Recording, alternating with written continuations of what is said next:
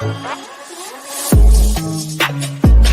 I'm here with Dave Teresi, Mr. Energy. All right, guys, I'm with Jason. Mickey Thompson Tires.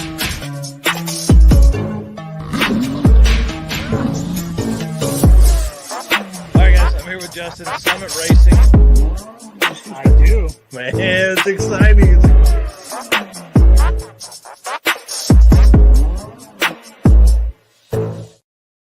Dude, are you ready for this? I'm ready. I'm excited to be back. I want to welcome everybody that's out there to Drag and Drive show presented by our friends at Summit Racing. Can't thank them enough for coming on board to do this and the news, the Drag and Drive news on Saturday mornings at 9 a.m. Eastern. And I promise I'm getting to podcast, guys. We are, Eric and I were talking about that behind the screen there. Podcasts are coming. I've done more than 150 podcasts. I have not been cutting this content down for podcast formats, and we're going to start doing that. So welcome to the Drag and Drive show, April 5th, 2023. My name is Michael Narks. I run dragonDrive.com and the Drag and Drive Addiction brand and Facebook group, I guess. We have social media everywhere under drag-n-drive. Eric White is my co-host. Eric, tell them about yourself, sir. I am Eric White. I run 815 LSX Swaps and Motorsports Paparazzi. And as this comment shows here, I make some pretty sweet Photoshop pictures of you, sir. That is exactly right, dude. We have had a ton of fun. The Parts Online Network team grabbed a great shot. Bill Elkins grabbed a great shot of me making one of my animated faces. And of course, that has gone, I don't know, I hate to say viral within the Drag and Drive community, but it has spawned a ton of memes. And I think Eric is our meme king for it. Right now, there's one that I posted the other day, or that Eric posted the other day, that is me as The Rock. So we're going to have some fun with this. Again, that leads into the world champion, the Drag and Drive world champion presented by Drag and Drive Addiction and Summit Racing that is going to be awarded at PRI 2023. We're very, very close. We have Summit is getting the email tomorrow to sign off on the rules and the points packages. We've gone over that a couple different times. We probably won't go over that today. I hope to be able to really Saturday morning do the entire show is going to be about the Drag and Drive World Champion. This is a huge boost for the community, but also for the racer that is going to win this. It's going to be a great package. And all the additional stuff that we're going to do surrounding the PRI Drag and Drive Awards, again, presented by Summit Racing. They are stepping in. They're jumping in. They're not stepping in. They're jumping in 2 feet, knee deep in Drag and Drive community. I think they're at almost every Drag and Drive event. I know every national event and all that. I see our friend Rick Dodge in here. He is the man. I've been bouncing ideas off of him all week. I want to start the show off by saying congratulations to our friends at Sweet Patina, race car friends over there.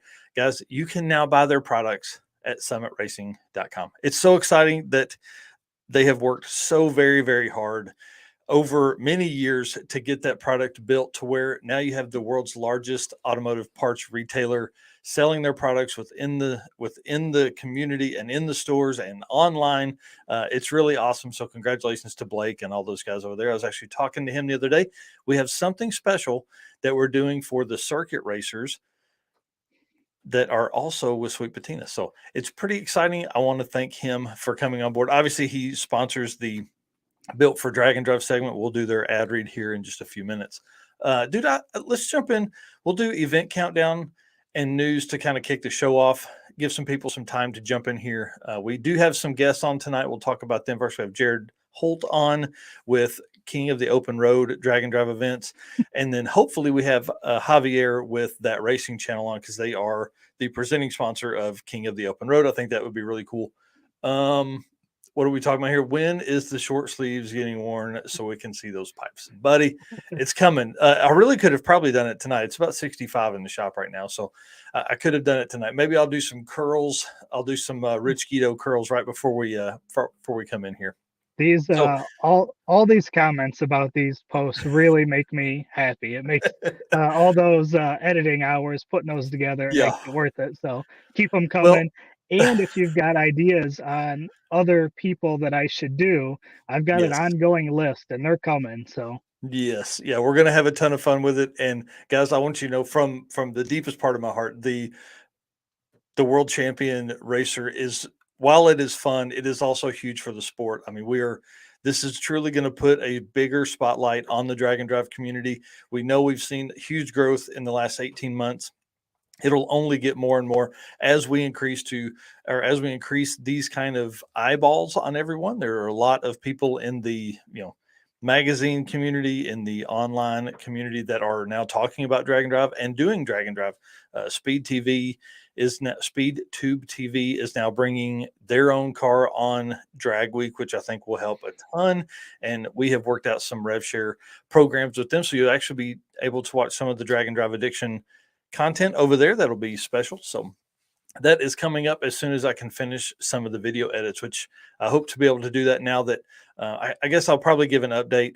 My mother-in-law was the reason I was not on last week. I want to say thank you for everybody that has reached out and given some condolences and stuff. She did pass away on Sunday morning about 2:30, or I guess it was Monday morning about 2:30 a.m.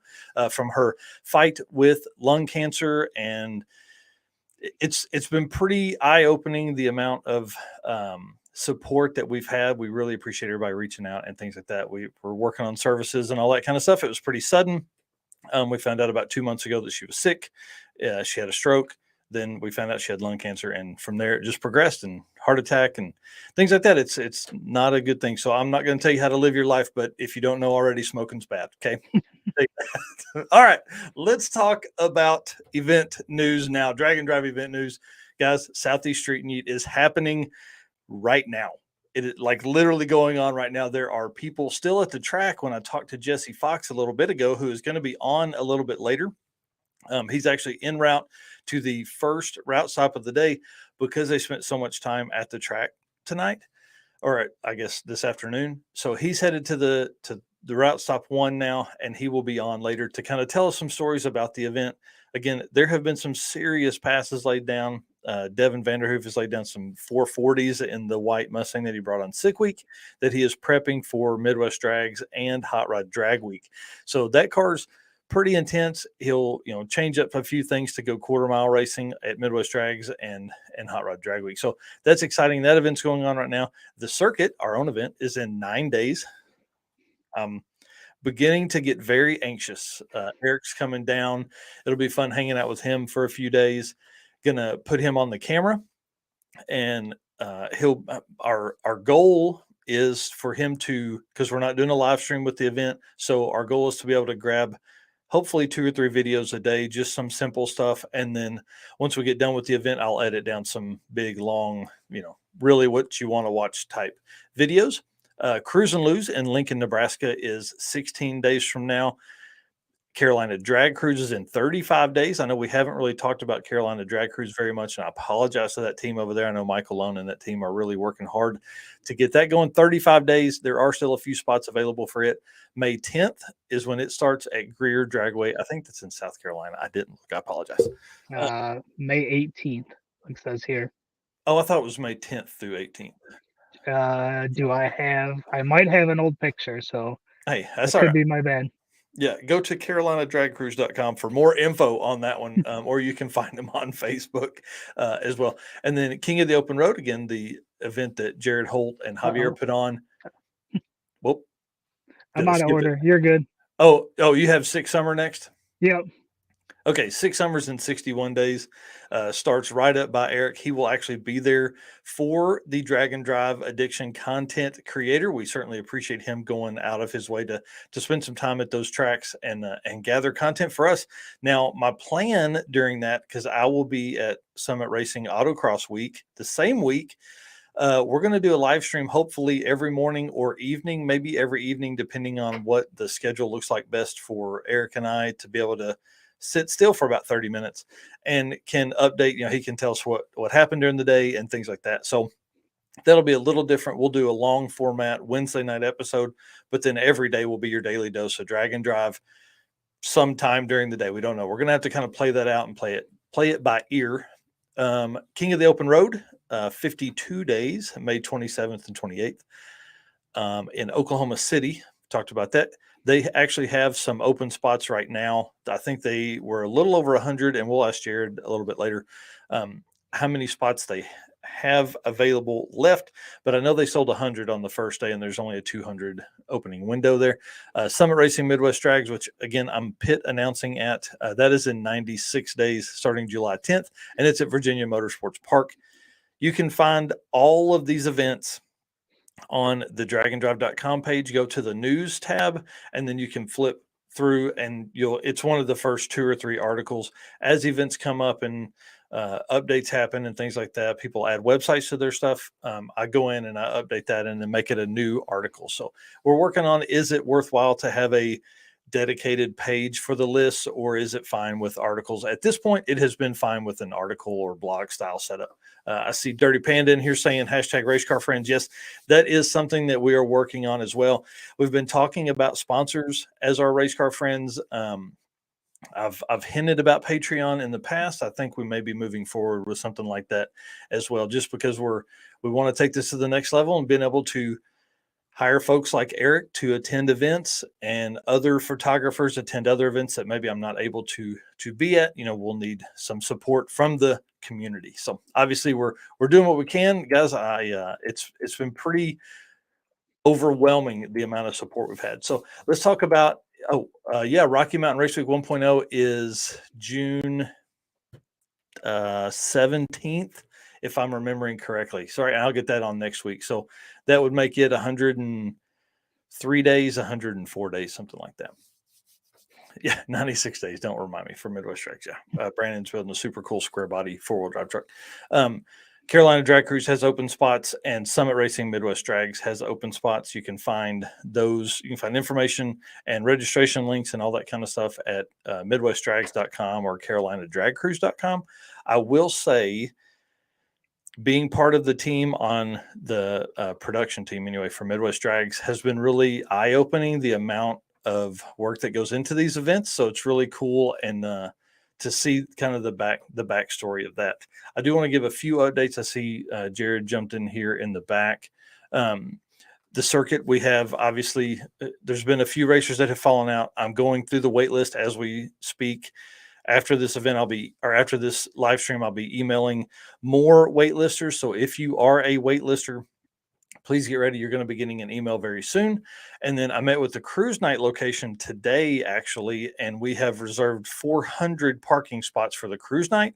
So there are a ton of local people that are coming to that. I'm really excited to see how Northwest Arkansas and Northeast Oklahoma, Southwest Missouri shows out at the event. It's going to be really fun to have a drag and drive that is not racing every day. So this will be the last year we set up with this format, which is drag race on Friday, cruise night on Saturday, drag race on Sunday. 2024, we will be drag race, all of it, all over. So one of the route stops I am very excited about, I'm taking ice cream out to the Northwest Arkansas Children's Shelter tomorrow, or this weekend, sorry. I'm pumped because everybody's going to get ice cream. Everybody's going to have fun. We're all going to talk to volunteers from the shelter. And then, the kids are going to be pressed against the glass when you start talking about having 100 cars come through that facility, 125 cars come through that facility in an afternoon. Those kids are going to be absolutely blown away by what we're going to do. And we encourage our racers and co-pilots, just hang out for a few minutes. There's not a lot of opportunity. I don't know if those kids will actually come out and take a look at the cars, but if they do, we would obviously love for them to be able to look at and talk to you and all that kind of stuff. Again, that is Joplin, Missouri, Smokin' Mocan Dragway. April 14th, we're racing. April 15th, we are at Pinnacle Hills Promenade in Rogers, Arkansas for the cruise night from 4 to 8 p.m. And then Sunday, we are back at Mocan. You can find more at thecircuitdnd.com. Dude, let's bring Jared on here. Yep. Do you want to bring him on? I'll get the banner stuff done. Yep. Perfect. Jared, Hey, what's up, going? dude? What's up, guys? Sorry, right here, Little League with my kids, so I'm kind of yeah. remotely.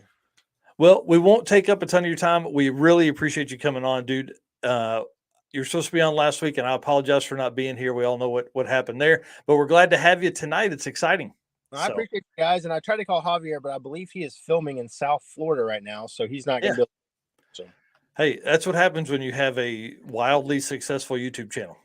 Yeah, he is. He is a busy, busy man. That is for sure.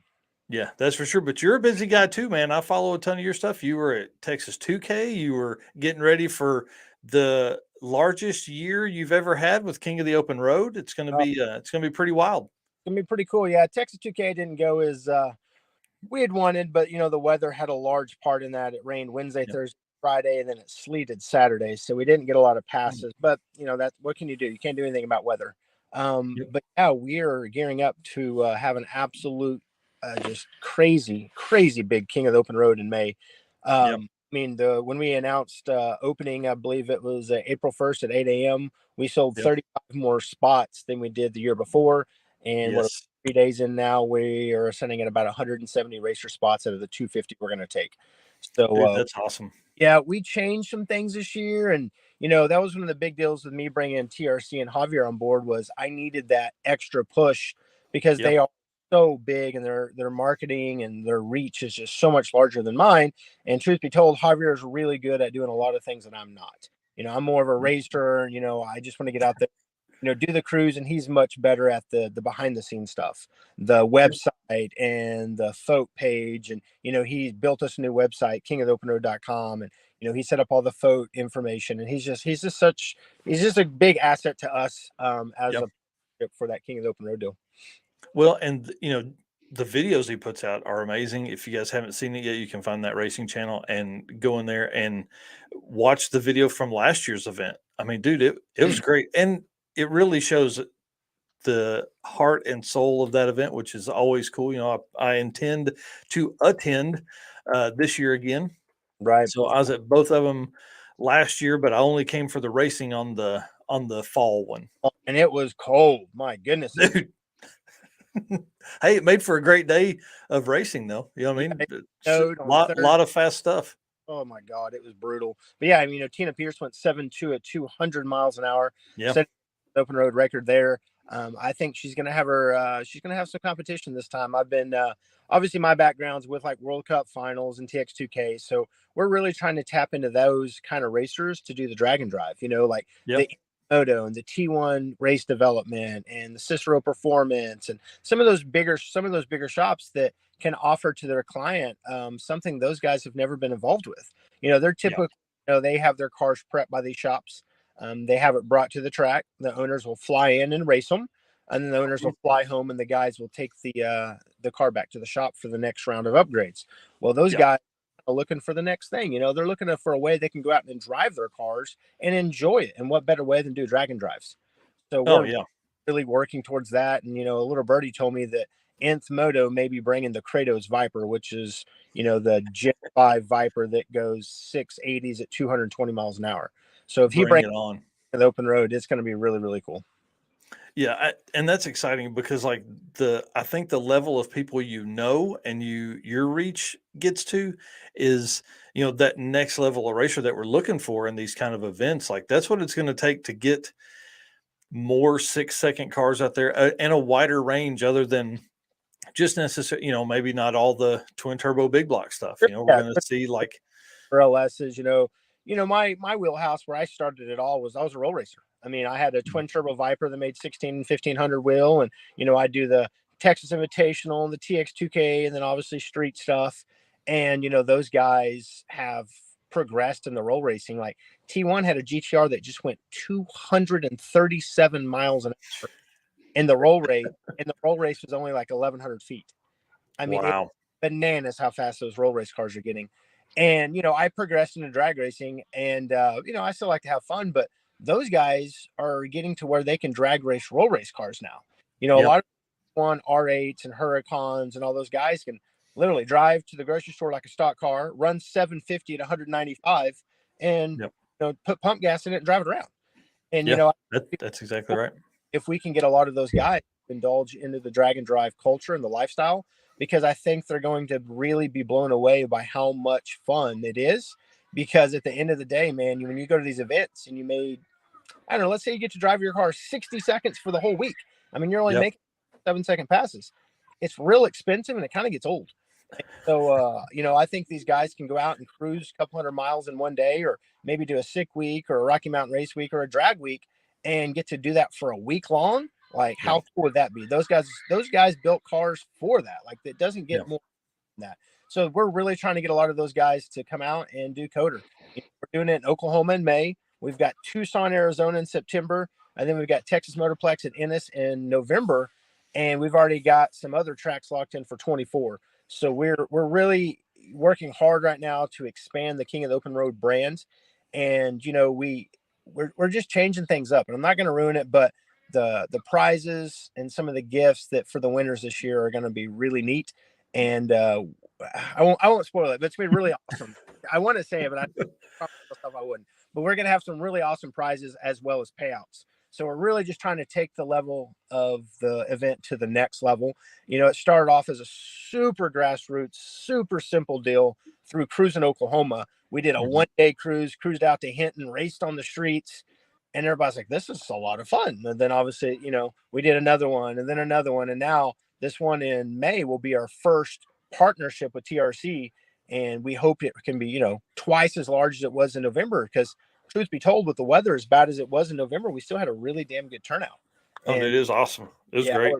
Super happy. We had from side-by-sides and old T-buckets. And then, like I saw Richard comment earlier, him and some of his buddies drove all the way from Canada to come down and race. I think he brought that damn snow with him, though. He brought the weather with him for sure. And then, Rich changes the trans and the diff in the parking lot to drive back home. And here's what's crazy. He had the trailer available. He could have just jumped into I don't think that's vocabulary, though.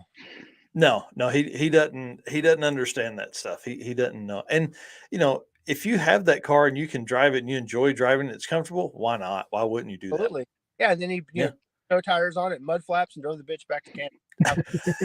That's right. Well, let's talk about your car stuff, because you have a very wide collection of cars. You have a lot of really neat stuff. What would you say is your top 2 or 3 cars that get the most of your time? Man, that's a hard one. Right now we're working hard on the green Yoda Supra to hopefully have the opportunity to get back on Street Outlaws, because the stuff that just filmed for the 405 show, I was elected a captain. I got to take a group of my friends and imports that I met through Drag and Drive, through King of the Open Road, through World Cup Finals in Texas 2K, and we went on the show, and we did pretty well. One of my teammates did all in a Honda Civic. And what's really cool about that is now Aaron has signed up to come race at King of the Open Road. So he's going to come out and cruise the street car. He built another car that's pretty much a Twinkie to the Civic, but it's in a Prelude chassis, no cage, good like full street car deal. And he's going to come out, and that car should, realistically go high 7s, low 8s, at a 2.2 or 2.4 liter little four. And, to look at, Murder Nova and Daddy Dave and all those guys, like, they were blown away to see that Honda go as fast as it did, because Chuck's an old school Honda guy. But for us to go on there with some imports and make ripples in the water, it was pretty cool. And so, that's one car that, takes up a ton of my time. And then we're building another white Supra that is going to be our KOTOR car. I've already ordered the vanity plate for it says KOTOR. And, I've some of the partnerships that I have with the green car, Brian Crowder and Manley and, Precision Turbo and ETS and Nitrous Express, ATF transmission, the same pedigree of parts that we took and we know work on the green car, we're moving into the white car. It's just not going to have a cage. It's not going to have a dry sump or a billet block, but it should still make 12 to 1300 wheel horsepower and probably still run bottom 8s at 175 miles an hour with overdrive. So that car, I should literally be able to drive all over the country and make a ton of power and do it, kind of in style. And then I actually just picked up my 02 ACR twin turbo Viper. Had been at a shop for a long time. Not really going to get into that. That was an ugly deal. Finally went and picked it up. Henson Racing Engines, who also competed in KOTOR last year and sponsored, they have the motor. And it's going to be like a 550-inch deal, twin next-gen Precisions, Motec, Gen 5 ACR training. That car was the first Viper back in like 2004 to ever go 8s. And it was the first Viper to go 200 in the mile. The original owner of it had pretty deep pockets, and He built that car and did some really wild things with it. And then a local buddy of mine named Andy Nelson bought it, and then I got it from him. So it's kind of cool. That car has had a pedigree of racing its entire life. Like the guy Yeah. bought it shop called ART in Austin, Texas, literally like at 80 miles. At 80 miles, it became a race car. And Wow. I've got Trans Ams and RX-7s and 3000 GTs and Stealths, and we're building a twin turbo Coyote 4 Lightning right now, and an old Bandit Trans Am with aluminum 5.3 turbo. Yeah, I mean, I definitely got some irons in the fire, and that's one thing I'll always say. I'm passionate about all cars, not just imports. Yep. I like imports. It's where I started at, but man, I like all cars. Yeah. And I think that's one of my favorite things about you and the KOTOR event is because really you're centrally located. You had Rob Courtney come all the way from Pennsylvania in the all-wheel drive Civic Yep. at the May event last year. I mean, like that event really brings out a ton of different kinds of cars and people. And I think, I preach it all the time, but the regional events, these weekender type events are what is going to bring people into the community. And you take somebody that has, a big turbo Viper, they may not think it can handle the week if they go to drag week or something. Right. Or Midwest drags, and then they come out here and they do KOTOR or the circuit or something. They're like, oh, well, that wasn't too bad. The car handled it just fine. I'm going to go try one of the big ones. Exactly. And they get that bug in their bit, right? Like, yeah. I'll never give up Texas 2K. I'll never get up World Cup finals. Those are the two Super Bowls of street car events for me. But you throw all the other events that are out there in the country, I would rather do drag and drives 9 out of 10 times. Like I just about driving my car, man. I like to get my buddy in the passenger seat, maybe my kiddo here in the near future, or my wife, and hit the open road. And you just never know the curveball of a drag and drive is going to throw you. Last time you guys had me on, I mean, the first time I did a drag and drive was Rocky Mountain Race Week. We took two well-prepped Supras, Gio's 6-second Supra, my 7-second Supra, and we hit the open road. And through day 3, I was tied with Doug Cook in that 750 class, and I had him by a few hundredths, and, we ended up cracking the block. And before that, I hit a family of armadillo or raccoons. And before that, I hit armadillo. Like, it was just MacGyvering fixes on the side of the road. And, that might not be for a lot of the guys, like I was mentioning earlier, like maybe some of the higher end cars. Those guys probably aren't going to be working on their cars on the side of the road. But the deal is, like, drag and drive people in general, we're a different breed. We don't mind working on our cars on the side of the road. To me, it's what makes the experience the experience. If it goes like it should and you drive to every track and you get sleep every night and everything goes as planned, I wouldn't know what to do. Like, like that doesn't happen in this industry. So, I've always said, like, and Eric and I've talked about it too a bunch, if you have a late model car and it has air conditioning, you should not be able to turn your air conditioning on, and you have to roll the windows down. You know what I mean? Something that let's not make it as easy for those guys as it needs to be sometimes. The AC compressor off, and then they have to run it. yeah, all that kind of stuff. Well, we definitely want to talk about some of the KOTOR stuff, and how did you get KOTOR started? You talked about a little bit of it there in the beginning with cruising Oklahoma, but like, I guess really my question is what made you go to that next step? What made you step out of Oklahoma City and do Tucson and the Texas Motorplex? Well, that was, me and Javier, the TRC connection for me goes back to like, oh my goodness, 2011, 12, maybe, like right when him and Keith started TRC. They reached out to me at TX2K. And back then there was a guy named Mullet who was kind of like the big dick guy. He had like Turbo 4 GTs and Lambos, and he had this private meet, and I got them in like under my wing, right? And so since that point, like, me and Javier have always been cool. A lot of you guys may see that I do content for them. I'll host a lot of the Street Outlaw videos with Murder Nova or Chuck or Ryan or whoever we're doing these videos with. So in my brain, I'm like, I can fill a race in Oklahoma. I can probably do it in Texas and Kansas, but I don't have a following like I do in Oklahoma and Arkansas or in Arizona or wherever it may be. And TRC, their fan base is huge. Their videos viral as hell, and they're all around the world. So I talked to Javier. I was like, look, I don't want to work in a car dealership my whole life. I am as passionate about race cars as anybody I know. And I want to bring this to more people. I want to bring parts of the country that don't have a drag and drive.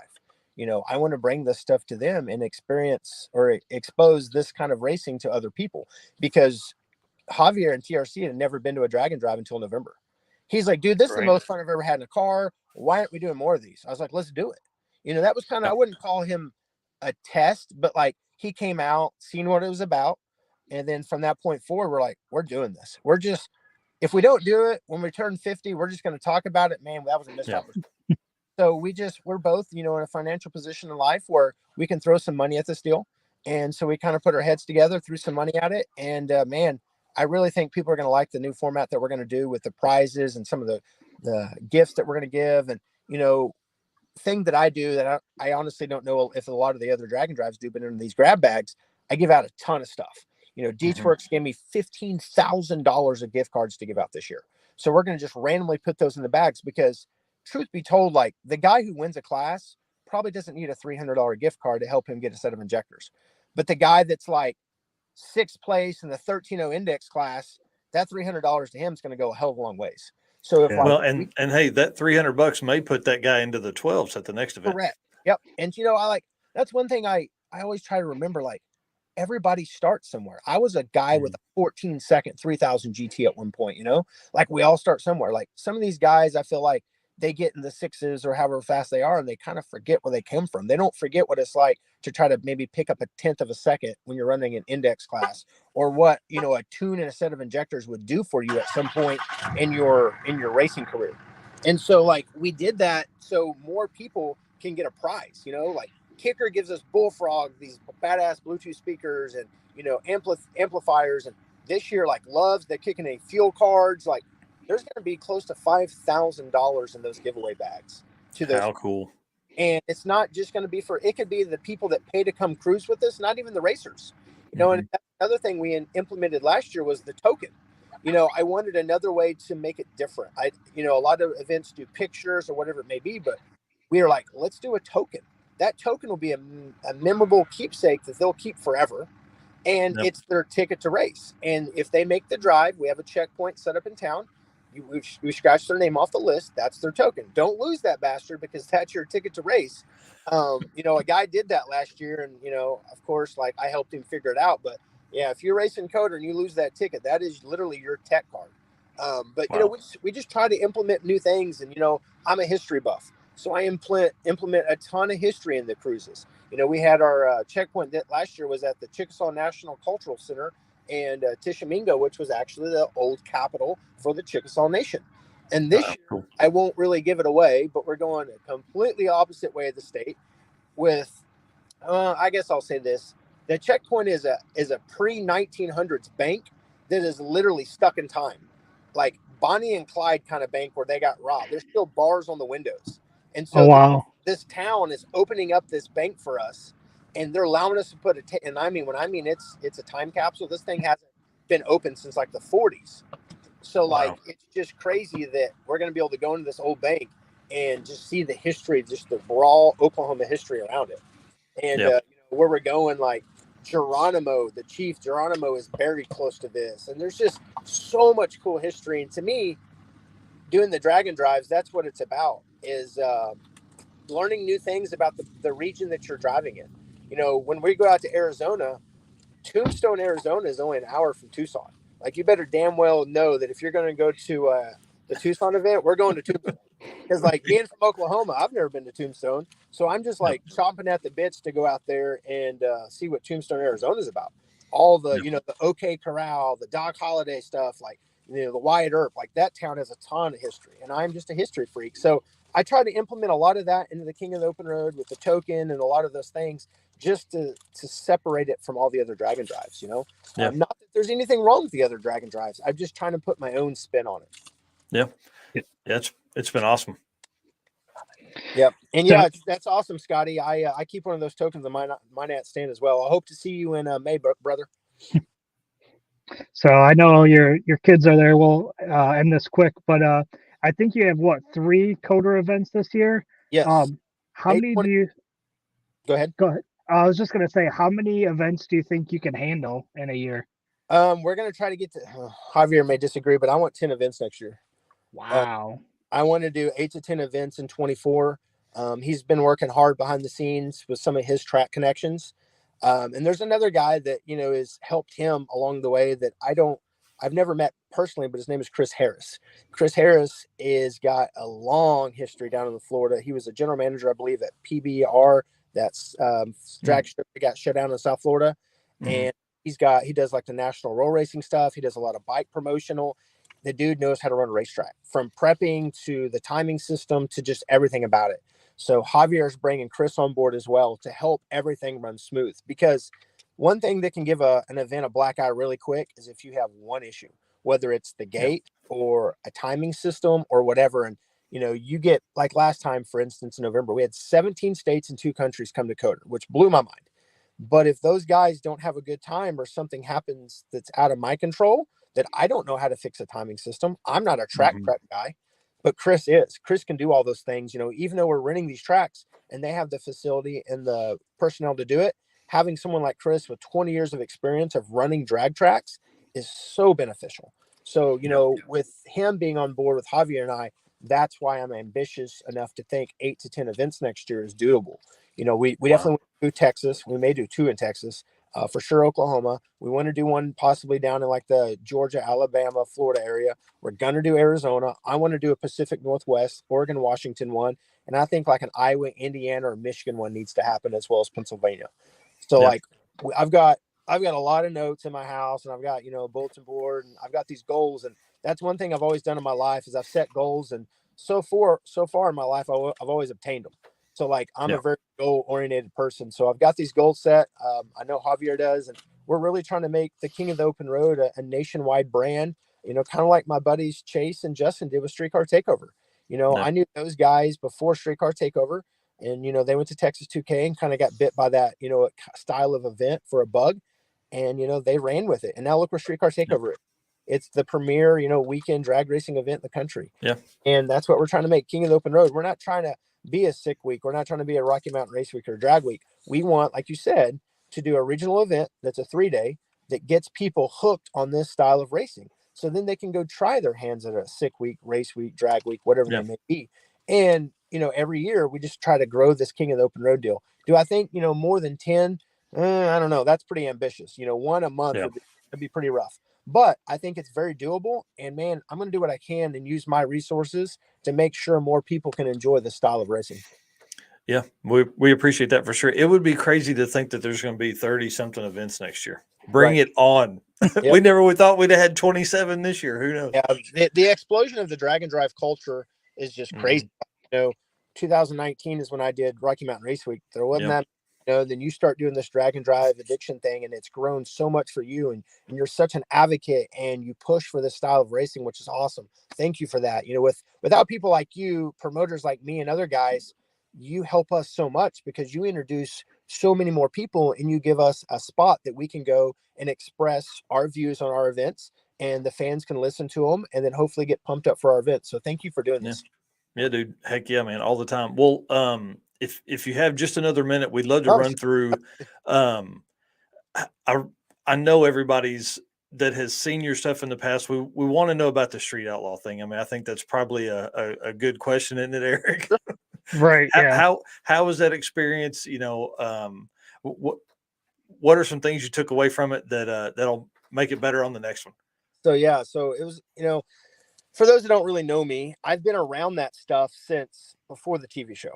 I'm not a guy that was chasing clout or chasing the fame of the show. I had a genuine interest in doing that.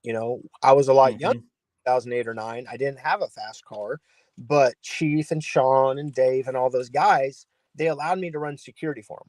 And, we talked about this on the show, but it didn't make TV, which is fine. But, I paid my dues per se. I earned my stripes with those guys, keeping them in handcuffs, 10, 20 times a year. So, I got to know those guys, kind of earned their respect. And of course, they all kind of razzed me for having a 3000 GT, not really their cup of tea. And, I always was interested in trying to do it. And then, 2011 rolled around, TV show happens. And at the beginning of it, Chief told me, look, we need, new blood, new cars, whatever. Go build your Supra, and I'll give you a shot at the list. I was like, okay, cool. Well, obviously, I didn't have, the income I do now or the relationships I do now. So it took me about 2 years to build the car to run sevens. It still took a ton of money. It literally took every cent I had to get that car to that level. Well, by the time that happened, it was 2014 or 15, the cars went from running 480 to 520 on the street to 14s, the show had exploded, and everybody's running 481Xs. I mean, things got out of control. So I had built this car, and Chief told me, he's like, "Hey, you can have a shot at the list. We'll do a round robin." But man, I didn't want to go on TV and make a fool of myself.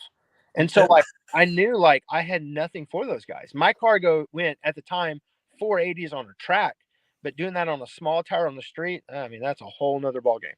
So I just stayed in my lane.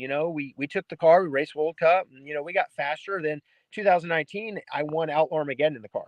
A 91 car domestic field, the biggest no prep in the world.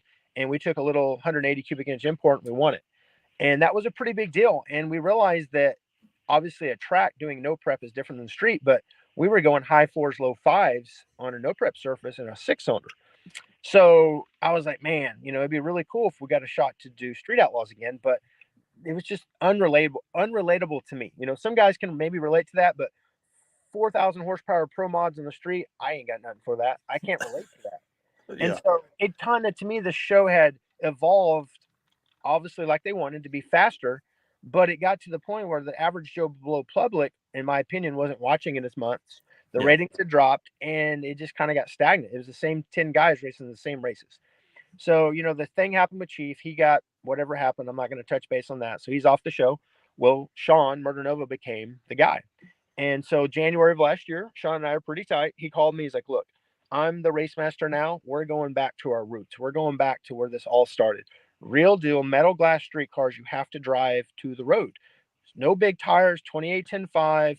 The rules were very, very loose. Basically, it was no slick if it's all-wheel drive. You have to have like a drag radial, but really it wasn't any drag radial. It was like a Mickey Thompson SS drag radial.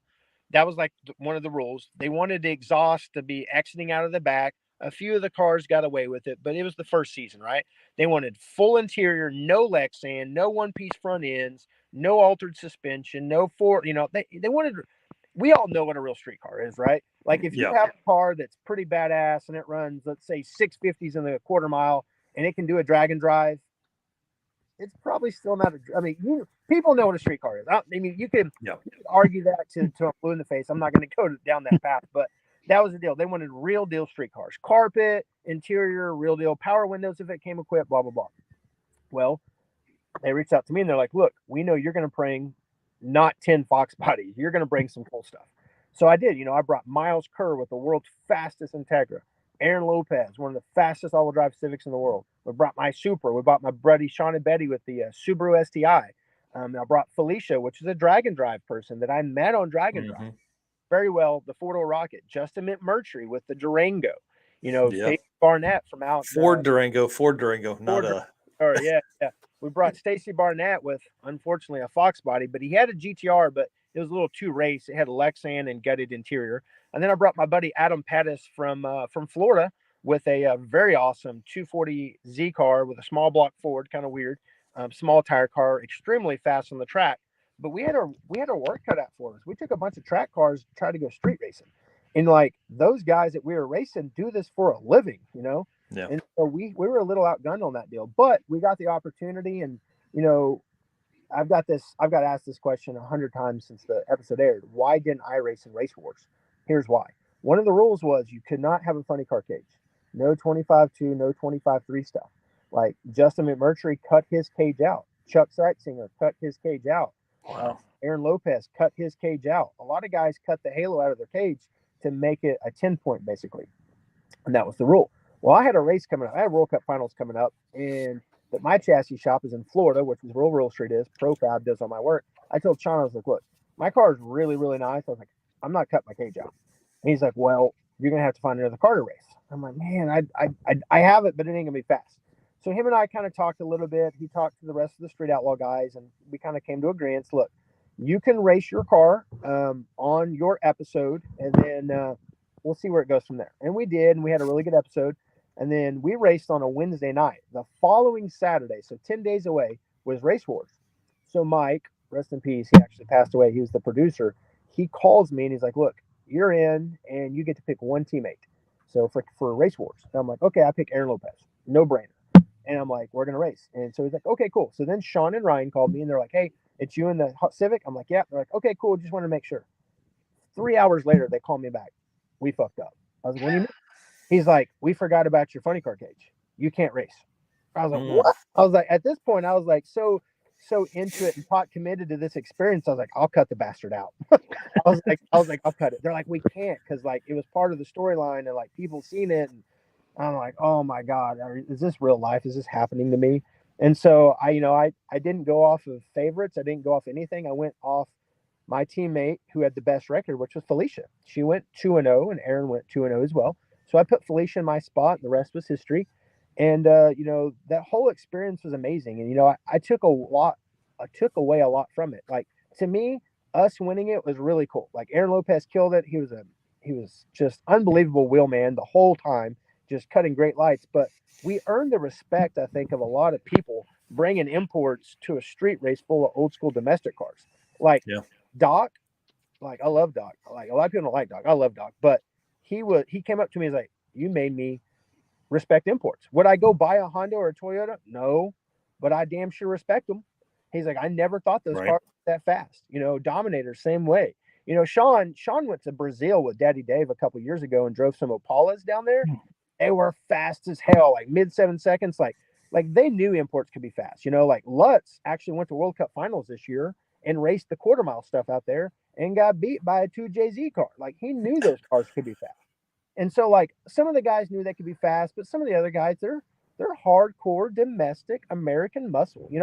I talked on another podcast for the Street Outlaw guy the other day about this, but the more I've thought about this, I don't think it's I hate imports. I think it's I grew up in the 70s and 80s. It's my generation of hot rods. Toyotas and Hondas weren't fast then. They were 40 miles per gallon Econo boxes. Yep. I just don't understand how that four-cylinder can make 1,500 horsepower. And the more I think about it, it really is. It's a generational thing. The guys that are 20, 30 like myself, I say that, I'm 38 now, but we grew up with the Fast and the Furious era. We had Paul Walker. Like, I'll be honest, that's what got me into cars. I wasn't a car guy. Yeah. I was a golfer. But I watched that damn movie, and my dad bought me a 3000 GT, and the rest was history. Like, It was over after that, yeah. He could have bought me a Camaro or a Mustang, and I would have been like everybody else in Oklahoma, right? But he didn't. He bought me a 3000 GT. We put purple lights on it, put a fart can on it. It ran 15s, and I raced everything. And it's just what it was for me. And like I said, a lot of guys that grew up, graduated high school from like 99 to probably 2010, that was our generation. We were import people. Yeah. And as time goes on, no manufacturer's really making many cool fast cars because of the EPA BS. Mm-hmm. But I think that we're experiencing a import boom right now. All those JDM cars are fetching just astronomical money. Supers are bringing 300,000-400,000, and Integra just for 150 grand. RX-7s are all selling between 100 and 150 grand for nice ones. All those cars are doing what muscle cars did 20 years ago. It's because guys like me, or in this age demographic, are in a position in life, hopefully, where you're making a little more money and you want the car from high school that you never could have. Yep. I mean, I do. That's why I have so many damn cars. Find stuff that I wanted from high school. And so, to get back on topic about the Street Outlaw deal and the imports, like, I think that's what it is. They don't dislike us. They just don't get it. That's not what they grew up with. They grew up with Cavelles, Camaros, and Mustangs, and Malibus, and Monzas, and that was their era of cars. And this is my era of cars. Do I respect all cars? I love them all. But yeah, like, I don't know. The Street Outlaw deal was awesome, and there's no official word if season 2 is going to happen. I keep hearing rumors July because they allowed a 45-day gap in the No Prep King schedule, kind of like they did last year. But I was talking to one of the guys the other day, and I heard a rumor. I don't know if it's a rumor or true, but Warner Brothers bought Discovery Channel.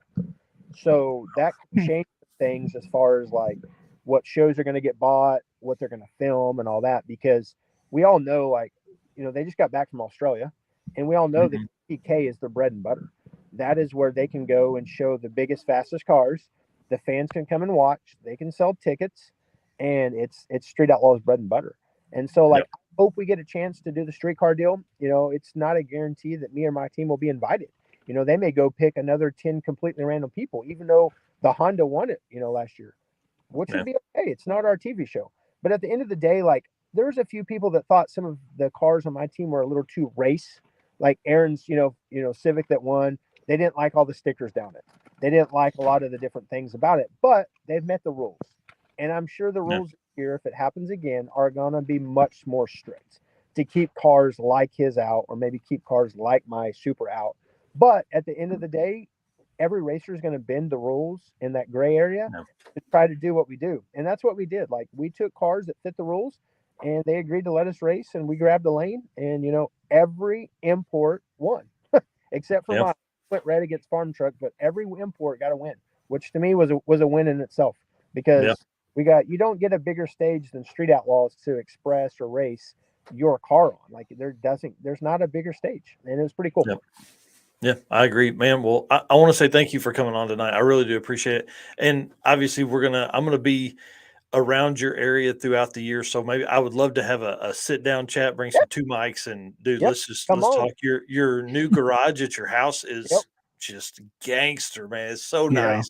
A lot of times put into that. We're about to pour another 50 yards of concrete on the outside of it to like clean it up. We're actually expanding it, and I'm getting 4-post lifts because of space. But yeah, like 1320 is coming down to do their new garage tour series on me in May 10th.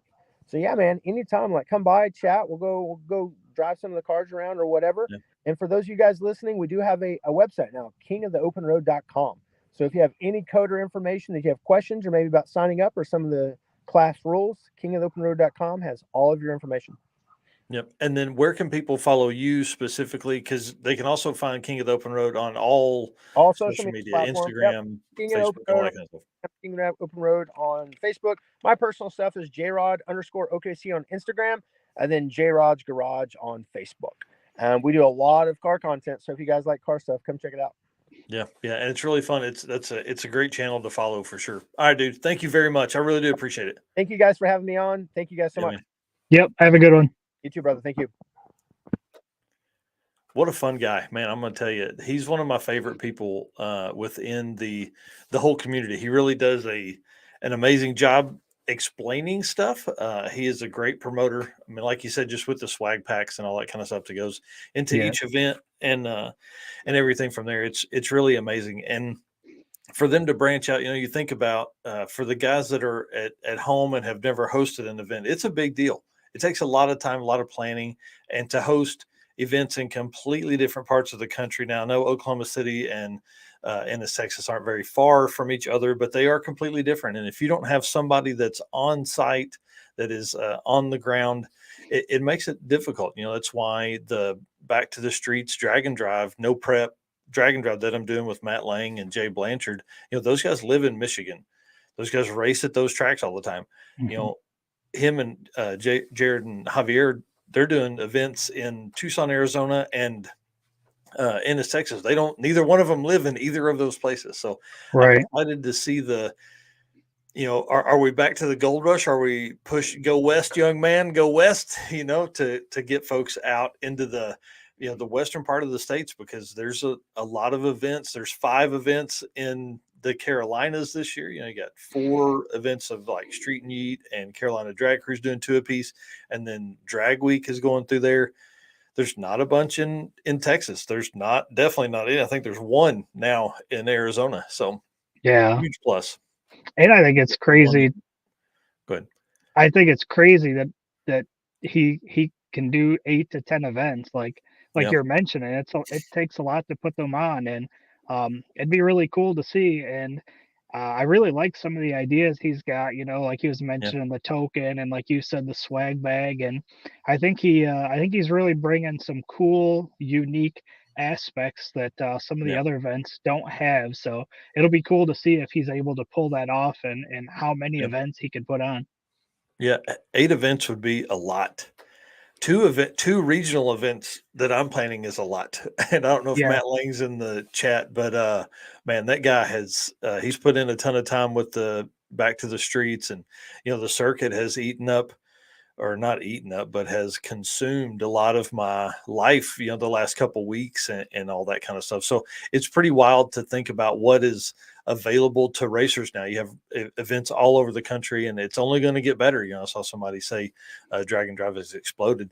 And I think it goes back to what he was saying, is that there is a lot of opportunity. People want to do this. I think once you have some veterans, that once you do an event, you're like, I want to do every event that I can get a hold of. Where Right. like Dustin Cottle, actually, I had said earlier, only one person did, or 4 people did 4 events. Well, Dustin Cottle actually did 5 events in 2022 with doing 2 of the King of the Open Road events. So, Yeah. that's a guy that does Drag Week and Rocky Mountain and does every other regional event that's close to him. He lives in Tulsa, so the KOTOR events, he did the circuit last year. He's doing it again this year in the Unlovable, or his brother Matt is in Unlovable, and then Dustin is bringing out the other white Love truck. So, he's going to actually run 2 of his trucks at the same event. So Yeah. he won't And be I don't racing both of them, but and I don't think a lot of people realize that there's events out there that still have spots available. So yeah. if you haven't got into an event yet, there's multiple events that still have Yeah. open spots. Well, and it's like, Heads Up Hustle, I think, has a few spots. I didn't mention them earlier in that little segment, but Heads Up Hustle, I think, has a few spots. King of the Open Road has a few spots there. Those events are both open right now Yep. for registration. And then you have, the circuit. We're technically sold out. I was going to say this earlier, but I would sure hate to turn anybody away on day of. So the only way that I'll turn people away on April 14th is if we are at max capacity for the track that the track has allowed. So I'm not going to give that number. So if you intend to show up, we actually had somebody unfortunately hurt their ankle right before this show started. They had sent me a message saying, "Hey, I'm not going to make it because they're not going to be well enough in time to make to walk as much as they would need to be." So, there's things like that happening. There's people that are literally still building cars. Nico Christoferi right now is putting his $1,200 challenge car together still, and he's got to drive from Denver, Colorado to here 700 miles. So we have Well, several people coming in from 6 or 7, 800 miles away to one, race at a new track. That's another big benefit to the drag and drive community and racers, is that it gives you a reason to go to new interesting tracks, to go to different parts of the country and things like that. And Eric hasn't experienced yet, but I'm telling you, there's nothing like pulling into a restaurant and seeing cool cars and walking in and it literally being all of your race car friends. right. Everybody that you see, everybody that's ordered a beer or ordered a hamburger at a restaurant, they're your friends. You can go up and talk to them and all that kind of stuff. So pretty neat deal. I'm just Coming. gonna I'm just gonna put a sticker on that says, "Hi, my name's Eric," and let everybody come say hi, talk. I'm addicted. I'm Yeah. addicted. Yeah. Yeah. Well, I'll tell you, it changed my life and it will change yours for sure. I say that all the time. But it really has. It really gives you a ton of, there's a lot of opportunity there for people that maybe are shy that can talk to people about cars, because we all know we can all talk about cars, and this gives you a good reason. That's another benefit to hosting a cruise night or a long stop route stop, is because it gives a chance for some of the local hot rodders to come out and actually see some of this stuff. Because if you think about it, for cars that are driving during the day, somebody sees a cool car. Oh, wow, that was cool. Pulling a trailer. Oh, that's neat. And they drive onto their work if they're on lunch. Well, then 2 hours later, they see another cool car. Well, with this, we have more than 1,000 people interested in the cruise night. So, I said 400 spots earlier. I hope those people aren't listening tonight, because we're going to fill the entire parking lot. So they've sectioned off a certain area that we're going to have to be in. And it's going to be hard because it's going to hopefully be a beautiful Saturday night. Yeah. That's what we're, fingers crossed, when you're doing good for the world. Hopefully things do that. Does Centerville still have spots? I don't even know if they've opened their registration yet. I haven't heard about that yet, but I can find out about that too. Bring a bike, you won't be Good. last. Yep. He's got the race week Grom. One of the guys the other day actually had a motorcycle accident prepping for the circuit, and he is out. So we're down Oh, to no. 4 motorcyclists. Drag week selling out in seconds definitely makes you think twice about entering other events. Yeah, Yep. these other events are open, so they're not all selling out like Drag Week. Drag Week and some of those bigger ones. They're the OGs. They're the originals. Those are Yep. always going to sell out. But these other events are going to be just as much fun, and spots are available. Yeah. And one of the biggest things too for, events selling out and things like that, like we're going to see a little bit of a decline in that because there are so many events available now. But, drag week took up to 45 minutes now. Mhm. So, yeah, Jay Blanchard said Sick Week was 3 new tracks for him. Mocan is new for him. And then 2 tracks are new for Midwest Drags. And then all new tracks at Drag Week. So, that's a guy that they're coming to the circuit. Their trip is like 730 something miles or 760 miles. We were actually talking about it in a group chat today because the company my brother runs and does all the work on that I do the social on, Narcoleptic Customs, we're doing the long haul award for the event. And we're actually going to figure out what the gas cost is going to be for that racer to get back home. And we're going to put that in cash in their pocket. So, Yeah. 700 miles. I don't know if we were planning for a $250 award, but, hey, you got to get back home. And I think that helps. So I Yeah, think and what's going to be really cool moving forward is you're going to see some of these racers like Jared that want that neat stuff, that think about things a little differently, that are going to bring some really interesting topics and thoughts to these drag and drive events. yeah. And Jay, I was talking to him on his post.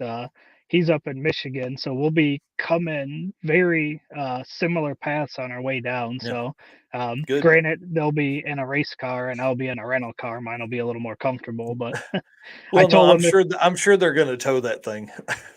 that's fair, that's fair. Yeah. I told him if I pass him on the interstate, I'll wave ambitiously at him. That's awesome. That is awesome. Yeah, a lot of people want local and won't drive a longer distance. That's true, Danny. That's for sure. And I think these regional events, again, like we said with Jared on, these events are going to be ones that will bring more people to the community. So a lot of people get nervous about the saturation and things like that. But if you look at the country, well, the picture that we have for the Drag and Drive event is full of stars everywhere, right? If Right. you look at that, there's still a ton of space that is unused that has drag strips. And I think the push for a lot of eighth mile stuff is going to be good for the smaller eighth mile tracks. I think we're going to see some.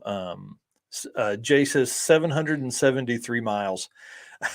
Woo-hoo, at 12 and a half miles a gallon. Yeah, so $250 will just about get them home. So that's exciting. We're going to do that in a little trophy for those guys coming that far. It's a big accomplishment, and certainly appreciated for every event. Jared had Rob Courtney in the black all-wheel drive Civic come from Pennsylvania to Oklahoma City last year. That was a fun time, and it allowed me to meet Rob, who I saw again at I think I saw him again at Drag Week and then again at Sick Week too. So you just end up creating this huge, race car friends group of people that anytime you go anywhere, you're going to be able to find somebody that you know from some other event. But with as much on the road travel as I'll be doing this year and everyone else is doing this year, there's generally going to be somebody within a hour radius of you that could come save you if you're on the side of the road with your family. It's not just race car friends, it's literally all friends. Race car people are good folks. So Yeah, and since I've started helping you out with all this, I mean, I've met a ton of people that yeah, are within 4 hours of me, you know. yeah, So I think that's what I like the most about all this is being able to meet people with similar interests. Like you say, we can all talk about cars, yeah, and back in the day, pre-internet, this is what you did with people in your own town. But now, like for me, I'm getting the chance to meet people all over the country that have the same car interests and racing interests, and that's the podcast, the drag and drive stuff, all of it. That's what I really enjoy is it's just getting to meet everybody and yeah. having fun. Yeah, that's for sure. So, Adam Dory here, the voice of Rocky Mountain Race Week, it says Ozark, probably talking about Ozark Raceway Park, was one of the most fun tracks I've been to. And then MAD, which is Mid America Dragway, in a tiny town in Kansas.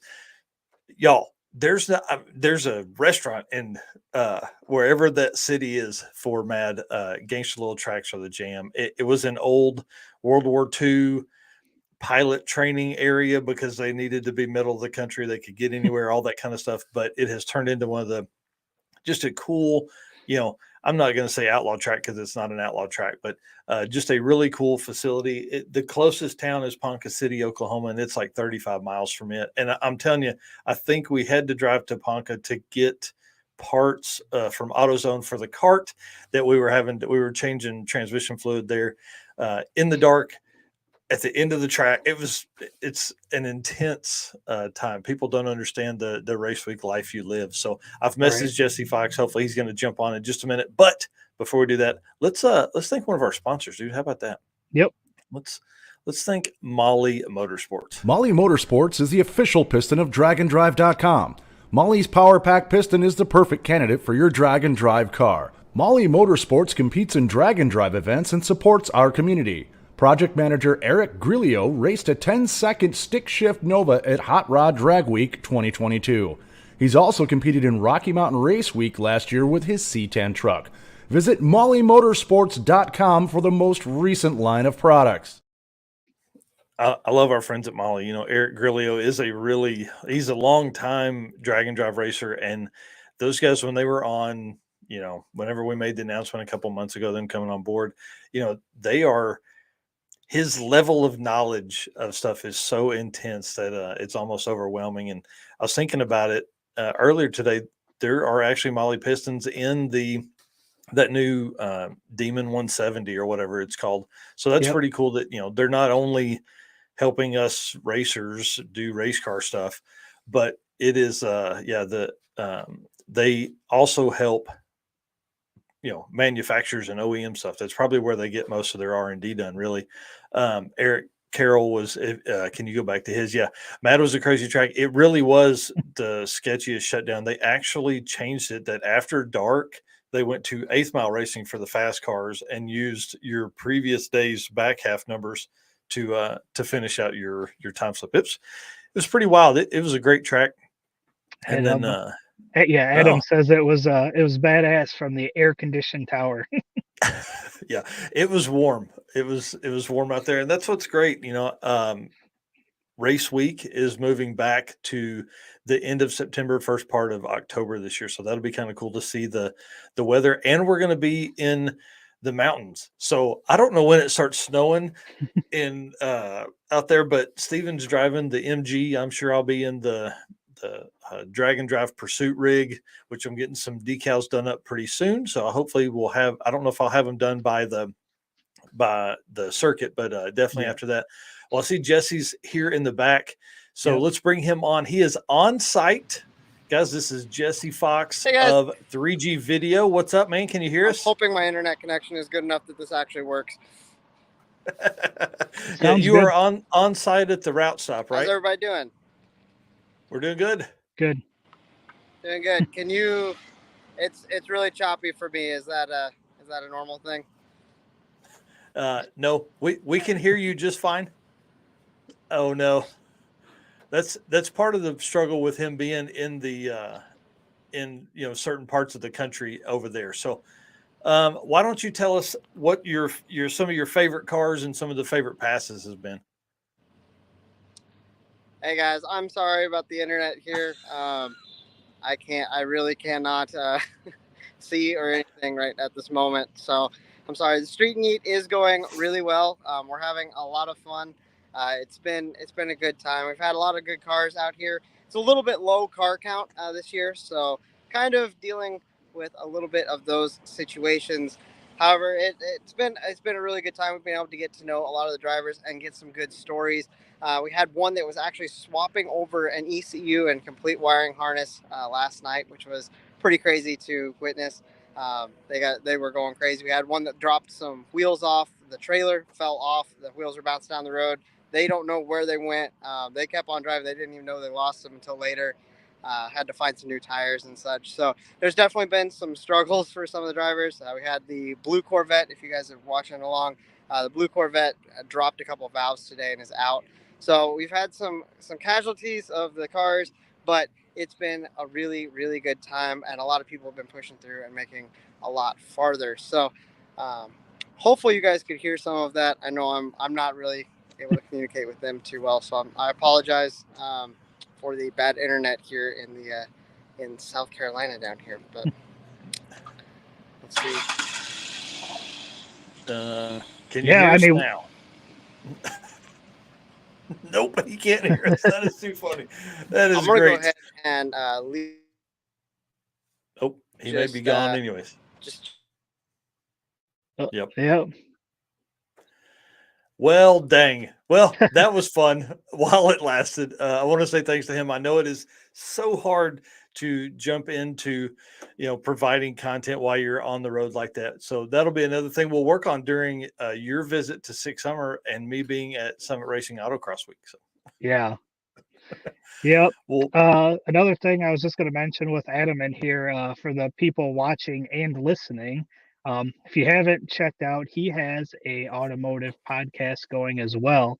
Been watching the first few episodes as he goes live, and it's been really good. So yeah. That's Cool Drink is the name of that. Yeah, and that is not necessarily, well, it's an inside joke for the guys at within race week, but it's he says that's cool quite a bit. So it's really a fun, and his episodes are great. He is, from what I can tell, going through the history of Rocky Mountain Race Week. He's had, of course, Matt Frost on. He's had Darce Laws on last week, and then Zach Deckage on, I think, the week before that, and he's got somebody on great today. I see Jesse's trying to come back in. There is let's see, let's try him one more time and see if we can get him in here. Nope, I don't think it's going to work, man. Okay, I'm going to send him a text real quick and tell him we'll catch him on the next time. Yep. I mean, it sounded good. I mean, we could hear him. It's just unfortunate he couldn't hear us, but at least it was cool to get a little update of a couple things going on the event. Yeah, and of course, Jesse has 3G video on YouTube and Facebook, so you can follow all of his stuff there. He is on site now. Chris Story is on site as well, taking photos for the event. Jesse and both Chris Story are going to be at the circuit, so they'll finish at Southeast Street-N-Yeet on Sunday, and then they'll drive back. They'll drive west coming here for the next weekend. So it's pretty exciting. Those guys are living the dream right now for sure. So Jesse does both photos and videos, and then Chris Story is our official event photographer for the circuit, and he'll do all of our photos. And there's a lot of really cool stuff coming that he did last year that we're gonna push on a little bit for this year. So it's going to be exciting. Yep. He has, Adam Dory says he has Cole Reynolds on Friday, and then Carlos Astor next week, which, guys, I don't know if you know Carlos. I've talked about him in the past on some of the other videos. He's an animal, brings out not a new car, but a new combo just about every year. So really a neat dude. And Carlos is one of the very few racers that have attended every single Rocky Mountain event that has been out there. Now, he hasn't finished very many of them, but he has definitely been out there and attempts, and they are, roadside repairs, getting that car to the next track and all that kind of stuff. So they're one of our great friends at the 301 Streetcars group. This is kind of cool. He says he's going to try to get every driver that did Rocky Mountain Race Week 2015. He's got Joe Barry, Larry Larson, and Alex Taylor back to back to back in a couple weeks. That's going to be a lot of fun. Those are some good names too.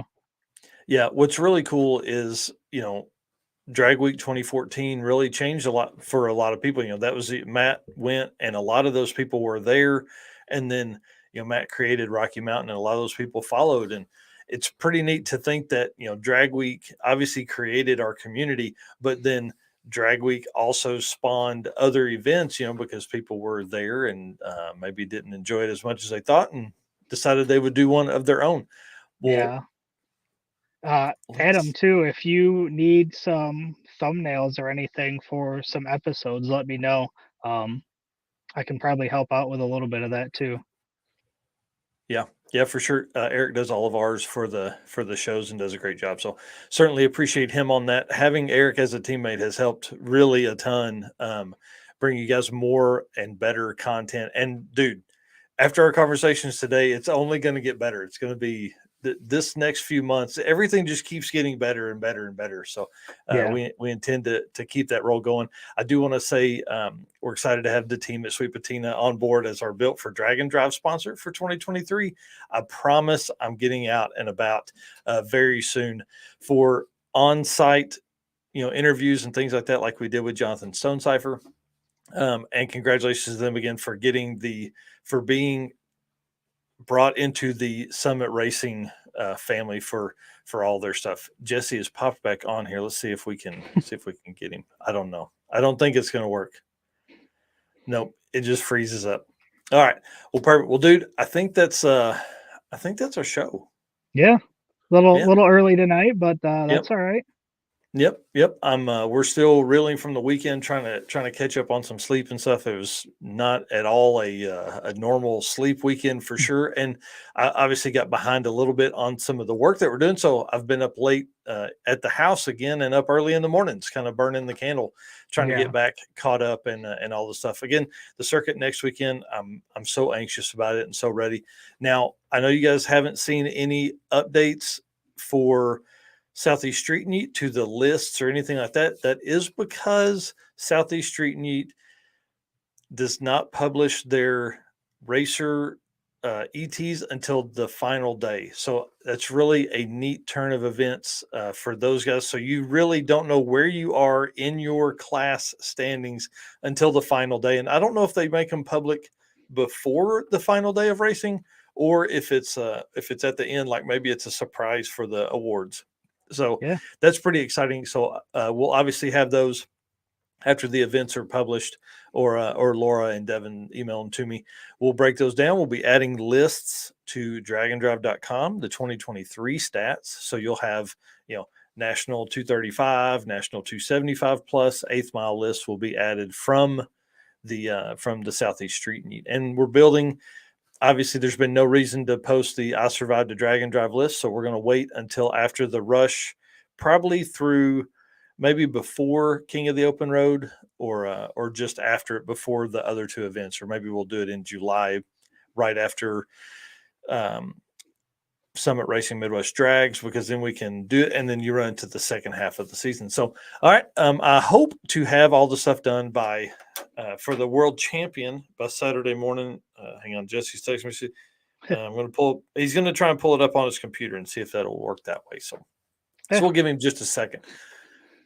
We can probably kill some time here while we're waiting on him to get it all pulled up, I'm sure.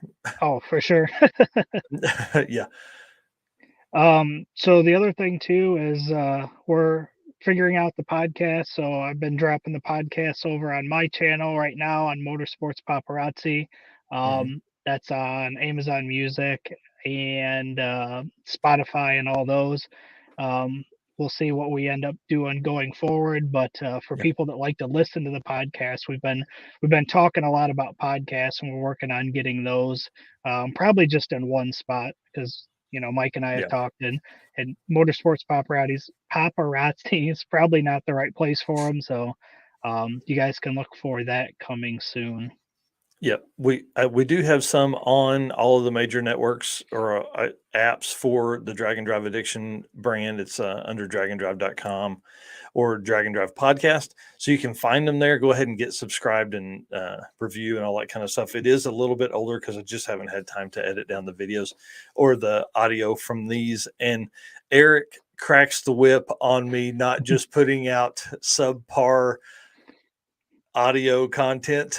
He's fine with me doing subpar video content like tonight, but subpar audio he is not into. So we keep each other on that. Yeah, we keep each other in line and making sure we're putting out the best stuff we can.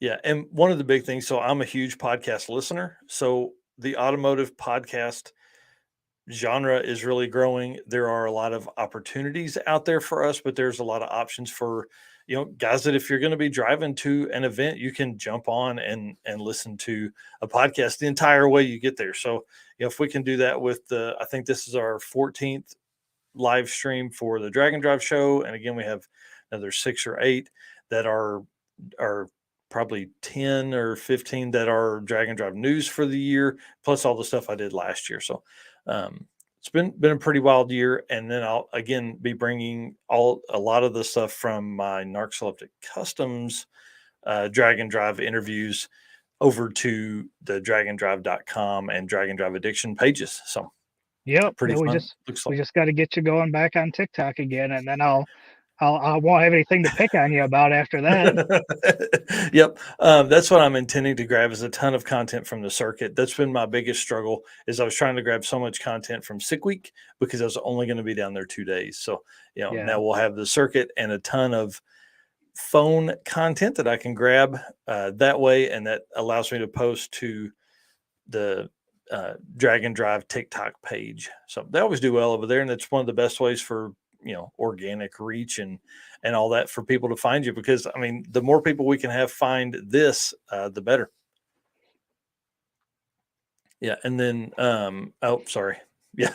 Adam Dory says super fun and sorry sometimes if he has to move his stuff to Wednesdays, no disrespect. Yeah, no problem. I try and do Thursdays or Fridays if possible, but I'm trying to be as flexible with the racers' time as possible. That's exactly right. We try and lock in Wednesdays simply because we need a consistent schedule. Sometimes it doesn't work for us, and moving forward, we'll be most likely recording some of the segments with people, with manufacturers and sponsors and racers, and then we'll play those while we are here. So, here we go. Jerry Sweet said he got his case of Sweet Patina TKO hand cleaning wipes. They are awesome. That is for sure. I actually have them sitting right here. I should have brought them out earlier. If you don't have these, you need to. They're a great addition to a shop. We don't have running water here in the shop, so I have to have something because I can't go grabbing the door handle at the house and using the nice towels inside that hang on the oven. You can't use those for your hands from the shop. So, Right. And then Eric Carroll says, will you be at KOTOR this year? Yes, that is the plan. It's to be at both of the KOTOR, or to be definitely at KOTOR in May in Oklahoma City, and then at KOTOR in Ennis for sure. KOTOR in Tucson may be a little difficult simply because of the timing. It is late September, and with Back to the Streets, No Prep Drag and Drive in Michigan, the last weekend of September 1st, right into it's like September 29th to October 1st at not Martin, Milan in Michigan. So then my plan is to drive to Kansas City, fly to Detroit, do the event, fly back to Kansas City, and then drive to Great Bend, Kansas to meet up with all of my race week friends and then go on into the mountains from there. So nice. Adam says he's got that same plan. He's got a couple pre-recorded just in case. Adam, is yours on an audio podcast as well, or are you just doing the live streams right now? Yeah. Not really sure if he's doing the audio ones yet, but if not, I think that'd be a good thing to do too, because again, I'm going to be leaving next Thursday to drive down for the circuit. So I'll have what did I say, 9-hour drive. So I'll be looking for podcasts to listen to keep me entertained. Yeah, and it's currently just on YouTube, on the Adam Dory YouTube channel. So that's pretty cool. That's cool. Drink. well done. Search for Adam Dory. Yeah. Search for Adam Dory on YouTube. Well, it looks like Jesse is struggling. We will have him back on. Maybe I can have him on Saturday morning and discuss his time there. Sorry, you drive. There you go. Perfect. All right, guys. Thank you so much for watching tonight. Again, I really appreciate it. You can find anything and everything. Just type in drag-in-drive on every social media platform you can have. And then Eric, tell them where to find you. Yep, you can find me 815 LSX Swaps. That'll be all the LS swap content of my builds and all the LS swap vehicles that we record. Motorsports Paparazzi is going to be all my photos on Facebook. Created a website, motorsportspaparazzi.com. That is available right now, just getting that going. And Motorsports Paparazzi YouTube and podcast. So we'll be back Saturday morning for Drag and Drive News.